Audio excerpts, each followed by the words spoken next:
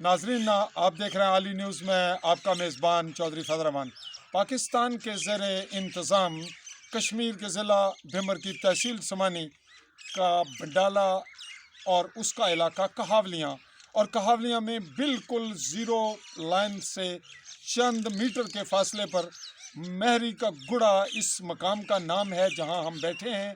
और ये वही मकाम है, वो जगह भी वही है जहां पे अंसर महमूद वालिद मोहम्मद अशरफ चौधरी 25 नवंबर 2020 को इंडियन टारगेट फायर से शहीद हुआ। और बैक साइड पे गढ़ी के चंद घराने हैं और इन सिविल घरानों की जो दूर से आपको नज़र आ रहे हैं, ये जैसा कि अभी आपने फायर सुना।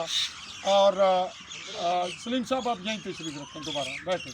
सहाफ़ी हमारे, चूँकि बाहर से आने वाले लोगों को ये अंदाज़ा नहीं होता, जैसा कि अभी आपने वहाँ उन इंडियन आर्मी के मोर्चों के करीब फायर की एक ब्लास्टिंग की आवाज़ सुनी, जो वाटर ब्लास्टिंग थी या आईडी थी।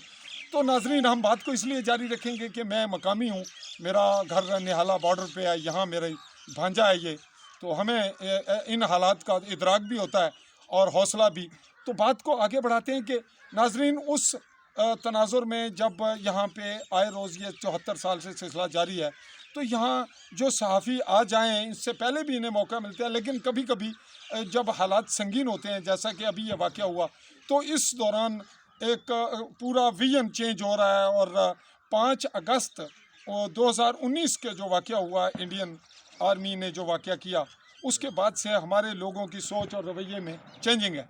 हम मलक साहब से ये पूछना चाहेंगे, ये क्या कहते हैं? फायरिंग शुरू है जी, कहिए। देखिए जी, आपको पीछे फायर की आवाज़ आ रही है। सच्ची बात है कि आए रोज़ यहाँ पे इसी तरह के जो है ना मामलात चलते रहते हैं दोनों फ़ौजों के दरमियान, पाकिस्तान और इंडियन आर्मी के दरमियान। तो इसके दरमियान में हमारी बहुत सारी आबादियाँ हैं जहाँ पे हमारे लोग रह रहे हैं, और ये 73 साल से हो रहा है। 73 साल से अंसर जैसे कई नौजवान जो है ना वो इन दोनों अफवाज की फायरिंग की भीड़ चढ़ चुके हैं। तो अब इसका हल क्या तस्वर करते हैं? हकीकी हल क्या है? इसका हल यही है कि अक़वाम मुत्तहिदा में जो करारदादें मंजूर की गई थी, उनके मुताबिक जो है ना वो अक़वाम मुत्तहिदा अपनी करारदादों पर अमल दरामद करवाए और पाकिस्तान और इंडियन आर्मी को यहाँ से जो है ना वो बाहर किया जाए और यहाँ पर रेफरेंडम और रायशुमारी करवाई जाए। जी, फायरिंग जारी है। हम बात सलीम साहब से लफ्ज़ पूछेंगे कि आप क्या कहते हैं? रायशुमारी से आपका इत्तेफाक है? सहाफ़ी हैं, एडिशनल जनरल सेक्रेटरी हैं जी सलीम साहब जी। रायशुमारी होनी चाहिए, इससे इंशाअल्लाह बेहतर होगा। हम नाजरीन फायरिंग के पेश नज़र उठना मुनासिब समझेंगे, लेकिन मैं ये कहना चाहूँगा, आपके गोश गुजार करूँगा फायरिंग के दौरान ये रिस्क लेकर कि जो करारदादें हैं रायशुमारी की, उसके बाद पाकिस्तान और इंडिया ने टेक्निकली एक खेल करके, एक मिनापली करके ये कह दिया कि ये मामला हम दोनों मुल्कों का है। हम उससे कैसे जान छुड़ाएंगे?